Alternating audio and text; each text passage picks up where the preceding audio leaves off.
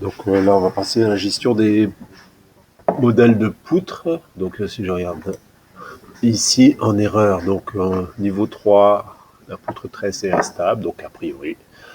Donc le niveau 3 ici, poutre 13, on va la voir. Alt X pour faire apparaître des numéros. On peut le faire comme ça. Numéro des poutres. Donc la poutre 13, numéro 3, je reprends dessus.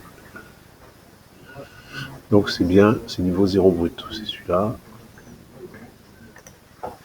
Ah ouais, cette fameuse poutre 13, ah, on la voit ici. Alors là, oui.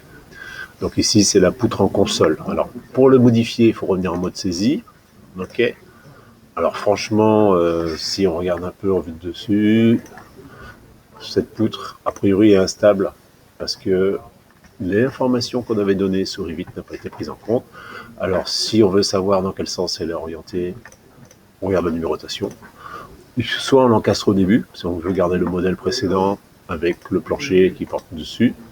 Bon, c'est un peu, c'est quelque chose qu'on ferait pas dans la réalité, hein, mais bon là on peut le garder pour information, pour voir ce qui se passe.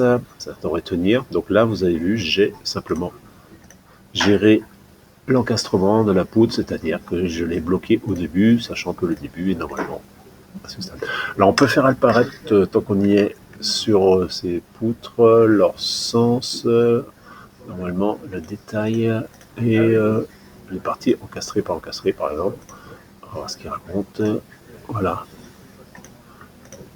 encastrement début. Donc a priori, on retrouve l'information. Si je descends d'un niveau, là j'ai beaucoup plus de messages d'erreur. Hop. Donc niveau. Là j'ai la 17 qui est instable, 18, 22 qui est en réseau tournant. Et également un voile sous poutre. Alors il y a plusieurs messages. Les voiles sous poutre, ça c'est des mauvaises connexions de poutre. Alors on va essayer de comprendre ce qui se passe. Alors donc on prend les messages. Voile sous poutre, le voile est sous une poutre, le voile 14, le voile 15. Donc le voile 13, 14, 15 et 16, il y a des soucis. Donc il faut que je fasse à peu près le numéro de voile. Donc 14, a priori, il y aurait une, vous voyez, il y a recouvrement. Alors là, il y a un souci. Donc il faut pouvoir couper, arrêter cette poutre à ce niveau. Alors si cette poutre, pour information, était faite de manière indépendante de celle-là, de la continuité, donc je peux essayer l'outil, alors Alt E, Alt T, pardon, T, étirer. Hop. Alors là, je n'y arrive pas à modifier de cette manière. Si j'essaye l'outil relimiter, le problème, c'est que l'élément, ça ne marche pas non plus. Donc la seule solution pour faire ce genre de choses, donc globalement ici on voit dans la même chose, ça va être de faire un arrêt qui passe par le bout du voile. Donc là je crée un élément de type par exemple voile supplémentaire, je supprime mes poutres et je vais créer un élément fictif que je vais faire disparaître après, un bout de voile où j'aurais pu mettre une ligne.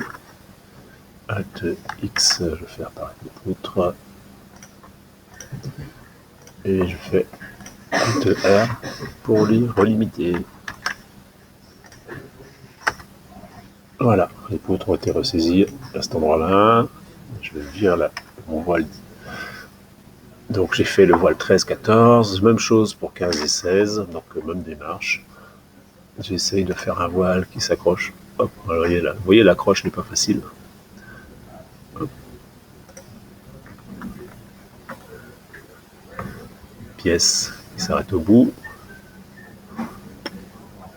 Hop, donc là je n'y arrive pas. J'efface la poutraison. Je refais un élément fictif de mur qui va me servir à arrêter mes poutres. Alt X. Même chose. Alt R pour recouper la poutraison, je supprime ça, et voilà, normalement on a une bonne accroche au niveau des voiles d'extrémité. Donc là on a géré les problèmes de voiles qui sont sous des poutres. Il reste un message, c'est la poutre 17 qui est instable. Alors la poutre 17 est instable, forcément. Comment voulez-vous qu'elle ne peut pas tenir? Donc la seule solution que je vous propose à ce stade, c'est de prolonger la première poutraison, cette poutre, jusqu'ici. Donc là, on va donc pouvoir faire une modélisation. Après, pour vérifier un peu ce qui va se passer, il reste à gérer les problèmes de réseau tournant, a priori.